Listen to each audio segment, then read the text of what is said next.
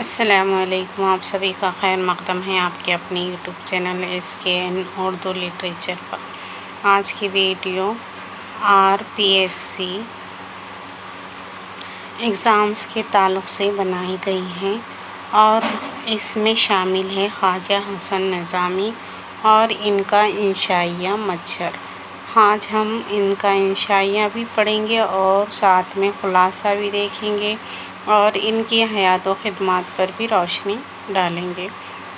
امید کرتی ہوں کہ آپ کو اس سے ہیلپ ملے گی ضرور ایگزامس میں۔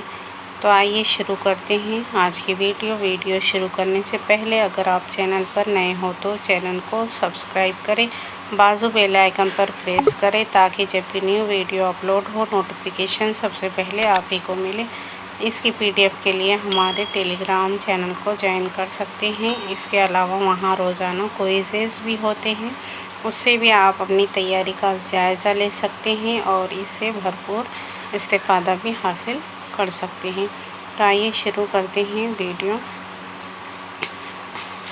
خواجہ حسن نظامی، ان کا اصل نام کیا تھا؟ ان کا اصل نام ہے سید علی حسن۔ یہ یاد رکھنے والی چیز ہے کہ ان کا اصل نام سید علی حسن ہے اور ان کی پیدائش دہلی میں ہوئی۔ 1879 میں ان کی پیدائش ہوئی۔ ان کے والد کا نام بھی یاد رکھنے کی چیز ہے کیونکہ ایگزامس میں بھی پوچھے جا سکتے ہیں۔ سید عاشق علی نظامی ہے ان کا، اور ان کے والدہ کا نام ہے سیدہ چہیتی بیگم۔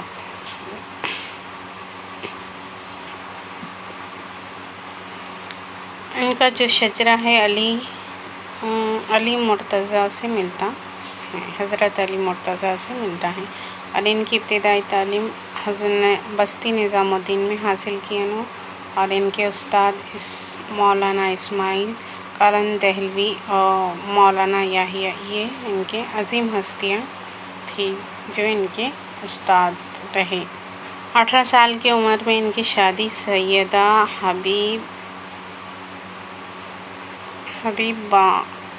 بانو سے ہوئی جو ان کے حقیقی چاچا سیدہ معشوق علی کی دختر نیک اختر تھی۔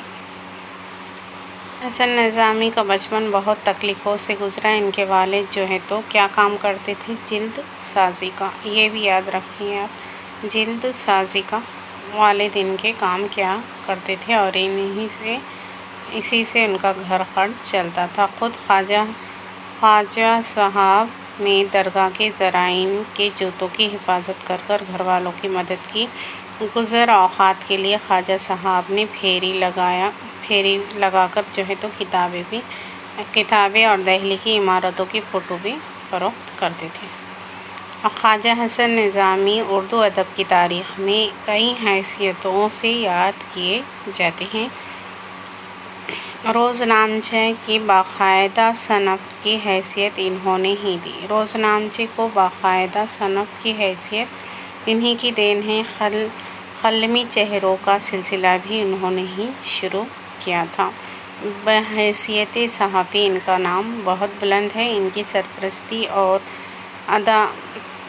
ادارت میں سب سے زیادہ روزنامے، ہفتہ وار اخبار، ماہنامہ، جرائد شائع ہوئے۔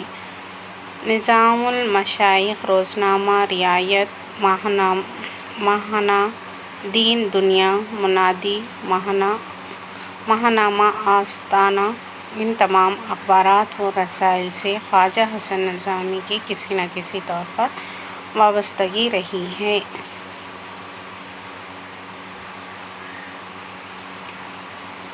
خواجہ حسن نظامی جو ہے تو ایک مورخ بھی تھے۔ انہوں نے 1857 کے انقلاب پر ان کی گہری نظر تھی اور اسی ضمن میں ان کی کچھ کتابیں بھی شائع ہوئی ہیں، جن میں ہیں بیگمات کے آنسو، غدر کے اخبار، غدر کے فرمان، بہادر شاہ ظفر کا مقدمہ، غدر کی صبح و شام، محاصرہ دہلی کے خطوط، ان کی نہایت اہم کتابیں ہیں۔ خواجہ حسن نظامی نے ہر موضوع پر لکھا، شاید ہی کوئی ایسا موضوع ہو جس پر ان کی کوئی تحریر نہ ملے۔ انہوں نے آپ بیتی بھی لکھی، سفر نامے بھی لکھے۔ سفر نامہ حجاز، مصر و شام انہی کا ہے۔ اس کے علاوہ سفر نامہ ہندوستان، یہ بھی انہی کا ہے۔ سفر نامہ پاکستان، یہ بھی قابل ذکر کتابیں ہیں۔ اور گاندھی نامہ اور یزید نامہ، یہ ان کی اہم کتابیں ہیں۔ گاندھی نامہ سے آپ یہ بھی یاد رکھیں کہ گاندھی نامہ نظم یہ اکبر الہ آبادی کی بھی لکھی ہوئی ہے، اس سے یاد رکھیے آپ۔ خواجہ حسن نظامی نے انشائیے بھی لکھے اور ہمیں شامل نصاب میں انہوں شامل ہے انشائیہ نگار کے طور پر۔ اور ان کا انشائیہ جو ہے تو جھینگر کا جنازہ، گلاب، تمہارا کیکڑا ہمارا، مرغ کی آذان، مچھر، یہ مچھر جو ہے تو شامل نصاب افسانہ انشائیہ ہے۔ مکھی، الو ان کے مشہور انشائیے ہے۔ خواجہ حسن نظامی کا اسلوب سب سے الگ تھا۔ وہ ایک صحابی طرز انشا پرداز تھے، اپنے اسلوب کے موجد بھی اور خاتم بھی۔ خواجہ حسن نظامی کا جو ہے تو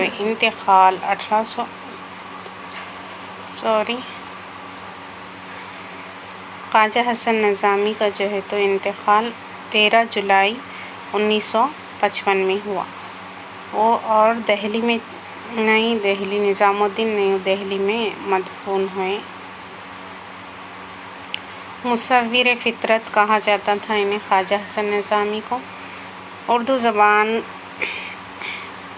کے ان ادیبوں میں ان کا شمار ہوتا ہے جن کی البیلی تحریروں نے ایک زمانے تک ادبی دنیا میں دھوم مچائی اور آج بھی ان کے گونج قائم ہے۔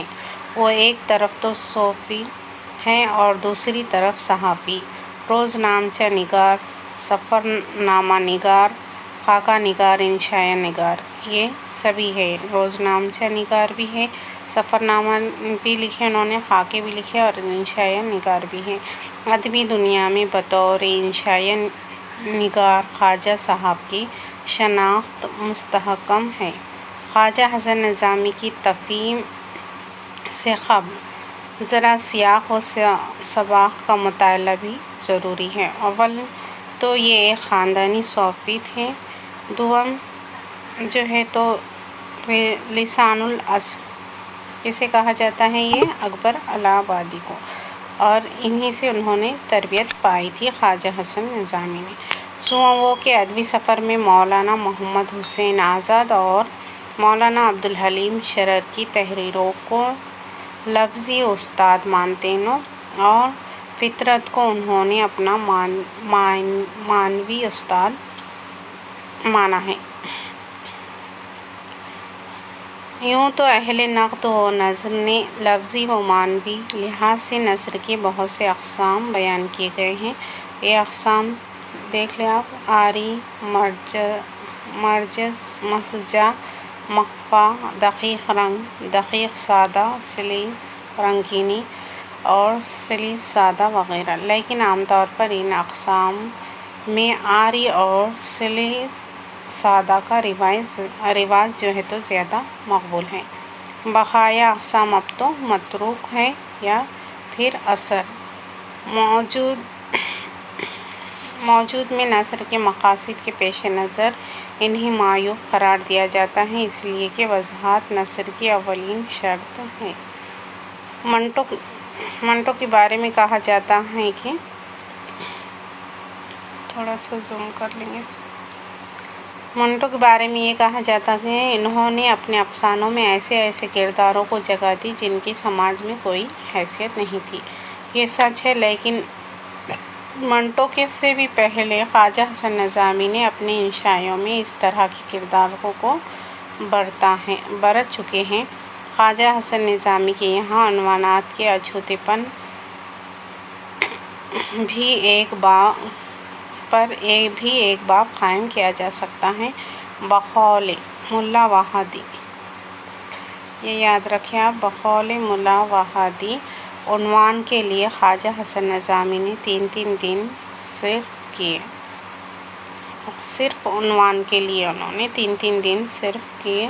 یہ کس کا قول ہے؟ تو ملا وحدی کا۔ اس کے علاوہ خواجہ صاحب کا خیال ہے، میں مضمون سے زیادہ عنوان کو ضروری سمجھتا ہوں۔ میری کوشش ہوتی ہے کہ عنوان سے سارا موضوع سمجھ میں آ جائے۔ اس پر تو رائے کہ مختصر ہو، نظر کش ہو اور تقلید سے آزاد ہو۔ یہ بھی قول کس کا ہے؟ ایسا بھی پوچھا جا سکتا ہے سوال، تو اسے بھی ذہن نشین کیجیے کہ آپ یہ قول کس کا ہے یا کس نے کہا بھی۔ تو یہ خود خواجہ حسن نظامی کہتے ہیں کہ میں مضمون پر جو ہے تو زیادہ ضروری سمجھتا مضمون کو، اور میری یہ کوشش ہوتی ہے کہ عنوان سے سارا مضمون جو ہے تو سمجھ میں آ جائے۔ اس پر تو رائے کہ مختصر بھی ہو، نظر کش بھی ہو اور تقلید سے آزاد بھی ہو۔ یہ بھی ہے۔ صاحب کا جو توازن ہے وہ دعوت فکر دیتا ہے۔ مولوی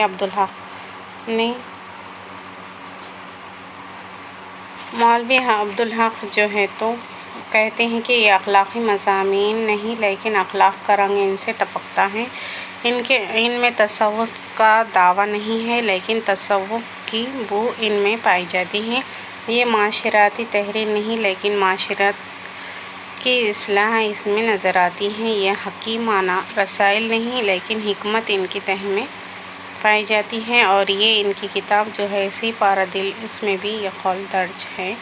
اسے ذہن نشین کیجیے کیونکہ سی پارہ دل کا دیباچہ مولوی عبدالحق نے ہی تحریر کیا ہے۔ اردو ادب میں آج مذہب بیزاری کا رجحان بڑی تیزی سے جڑ پکڑتا جا رہا ہے، جو دراصل اپنی لسانی روح سے محرومی اور تہذیبی جڑوں سے کٹ جانے کے مترادف ہے۔ آگے آپ تھوڑا سا پاز کر پڑھ لیں یہ ساری چیزیں ویڈیو کو۔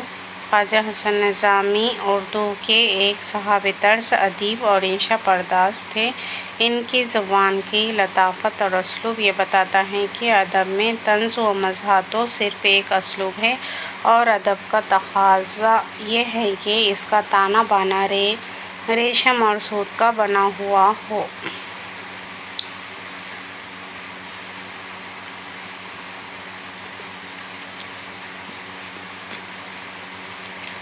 اس میں طنز ایسا ہو کہ کلیجے میں کاٹ لگے، اور نہ مزاح ایسا ہو کہ پھکڑ پن کے قریب ہو جائے۔ زیر نظر مضمون میں آپ حضرات خواجہ حسن نظامی کے قلم سے مچھر کے فضائل ملاحظہ فرمائیں گے کہ انہوں نے کس خوبصورتی سے جو ہے تو مچھر پر خامہ فرسائی کی ہے۔ یہ اپنی نوعیت کی منفرد تحریک ہے، اور یہ شامل ہے ہمارے سی پارہ دل۔ یہ انہی کی کتاب ہے خواجہ حسن نظامی کی، اور اسی میں یہ شامل ہے، اور اس کا دیباچہ لکھا ہے بابائے اردو مولوی عبدالحق نے۔ یہاں سے ان کے دیباچے کا آغاز ہوتا ہے۔ یہ یاد رکھنے کی یہ 2-3 لائن اہم ہے اس کے۔ اردو زبان میں نثر کا دور تھوڑے ہی عرصے سے شروع ہوا۔ اس کی ابتدا بھی مثل بعض زبانوں کی شاعری ہی سے ہوئی، اور کیوں نہ ہوتی، اس نے برج بھاشا کا دودھ پیا ہے جو گویا شاعری ہی کے لیے بنی ہے۔ یہ یاد رکھیے آپ۔ یہ پوچھا جا سکتا ہے یہ کس کا قول ہے، اس طرح سے بھی پوچھا جا سکتا ہے، یا پھر خواجہ حسن نظامی کے کس دیباچے میں یہ شامل، یہ بھی پوچھا جا سکتا ہے۔ یہ دیباچہ میں پڑھ رہی نہیں، آپ اسے ویڈیو کو پاز کر یا دیکھ لیں، یا پھر ٹیلی گرام پر اس کی PDF شیئر کر دی جائے گی، وہاں سے آپ خود اپنے طور پر دیباچہ پڑھ سکتے ہیں۔ ویڈیو بہت لمبی ہو جا رہی ہے۔ یہاں پر دیباچے میں ایک قول ہے داغ کا، اس کی خوبی کے تو کیا کہنے، مگر دیکھنے والے کو دیکھا چاہیے۔ اس طرح سے پوچھا جا سکتا ہے کہ یہ قول کس کا ہے، جو خواجہ حسن نظامی کے سی پارہ دل کتاب میں موجود ہے؟ اس طرح سے بھی پوچھا جا سکتا ہے، یا پھر یہ کس دیباچے میں، خواجہ حسن نظامی کی کس کتاب کے دیباچے میں یہ قول کس کا موجود ہے؟ اس طرح سے بھی پوچھا جا سکتا ہے۔ کبھی کبھی اس طرح کے بھی کوشچنس بنتے ہیں، اس لیے بتا دیں، اسے ذہن نشین کیجیے، دیباچوں سے بھی کوشچنس بنتے ہیں۔ یہ مولوی عبدالحق نے لکھا تھا یہ دیباچہ اس کا۔ اب اس کی فہرست ہے، اس میں کل 5 منزلیں ہیں، یہ دیباچے میں پورے منزلیں ہیں، 5 منزل ہیں، اور اسی طرح اس میں شامل ہے ہمارا انشائیہ۔ تو دیباچہ لکھے ہیں مولوی عبدالحق نے۔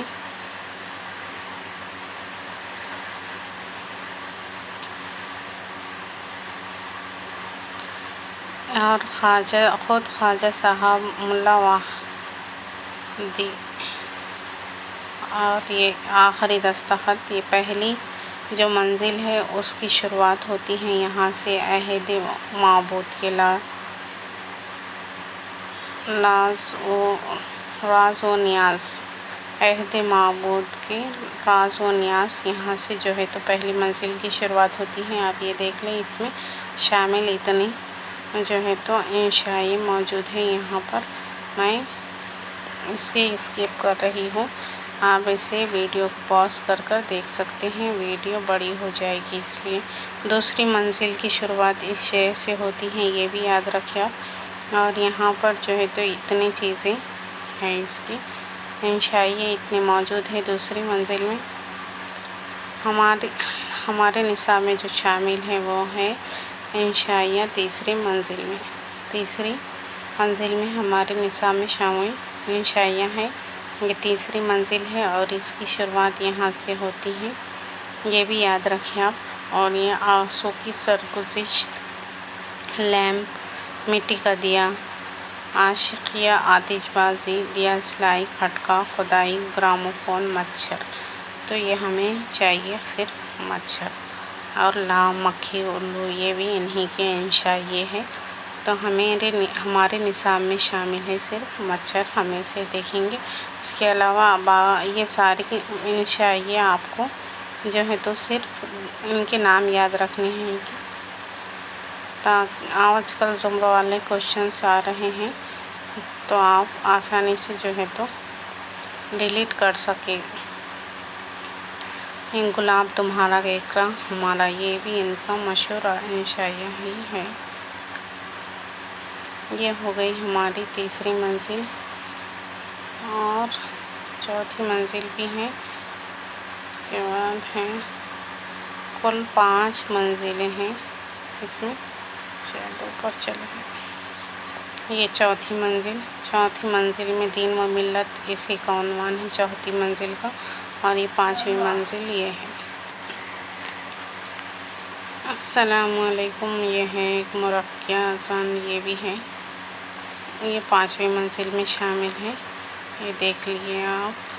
چوتھی میں 5ویں منزل یہ آخری ہے، سیاست اور معاشی تمدن، یہ تھے کل 5 منزلیں۔ آپ اسے ویڈیو کو پاز کر اسے یہ پیجز کو پورا پڑھ لیں آپ، تاکہ آپ کو ذہن نشین رہے۔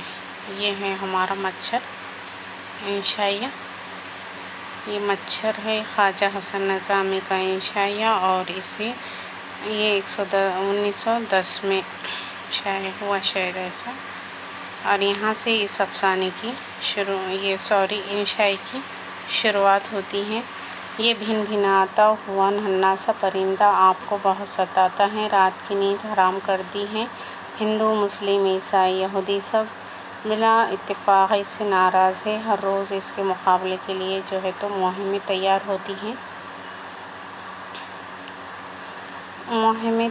ہوتی ہیں، جنگ کے نقشے بنائے جاتے ہیں، مگر مچھروں کے جنرل کے سامنے کسی کی نہیں چلتی، شکست پر شکست ہوتی ہوئی چلی جاتی ہے، اور مچھروں کا لشکر بڑا چلا آتا ہے۔ یہ اتنے بڑے ڈول کا انسان جو ہے تو ذرا سے مچھر پر قابو نہیں پا سکتا۔ یہ پورا انشائیہ ہے، آپ پڑھ لیں۔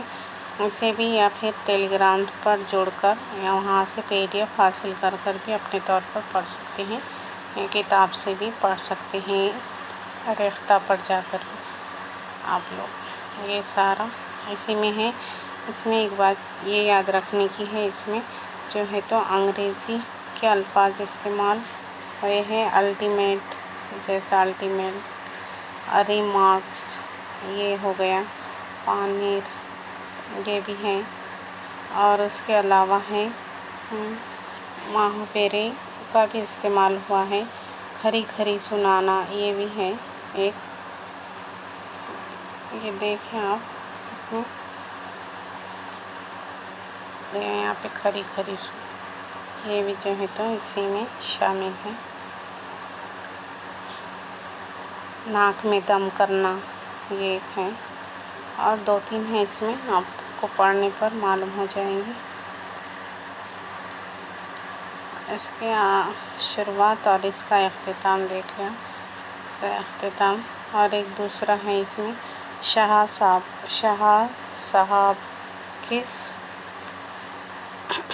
کس انشائی کا کردار ہے، یہ بھی پوچھا جا سکتا ہے، اور صوفی صاحب یہ 2 کردار بھی ہے اس میں، یہ یاد رکھیں آپ، شاہ صاحب اور صوفی صاحب یہ کردار ہے۔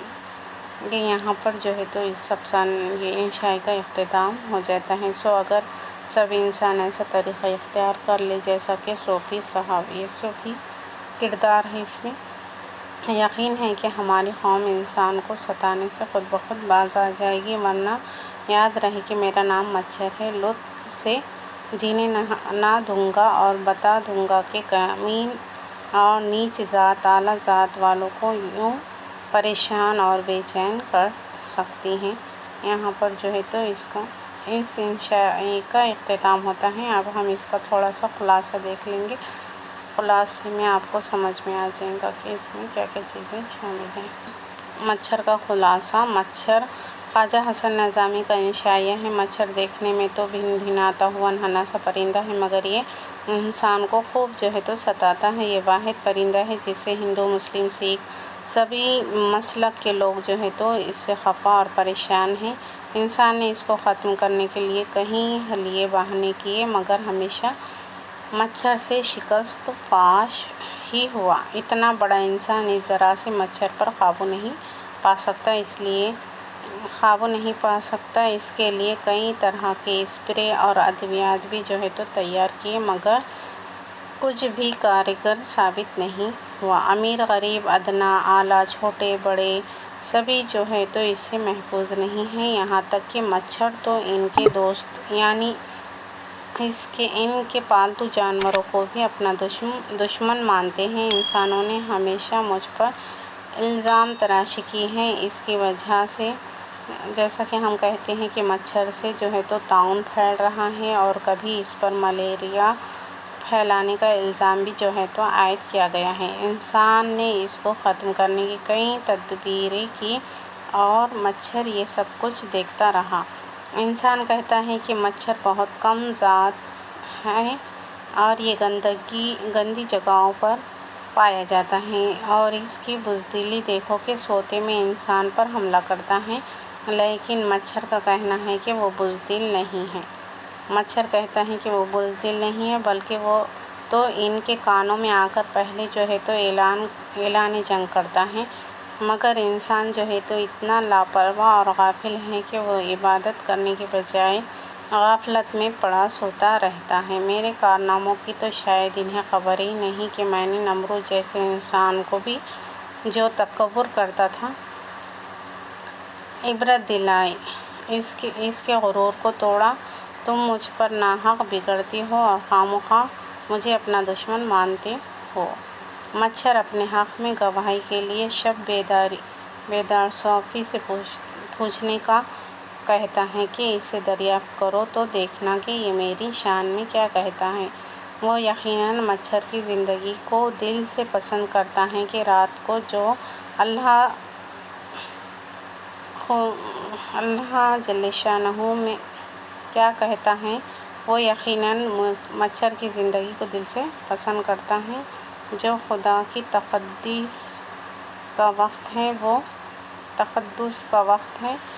اس وقت میں اٹھ کر جو ہے تو ترانے کرتا ہے۔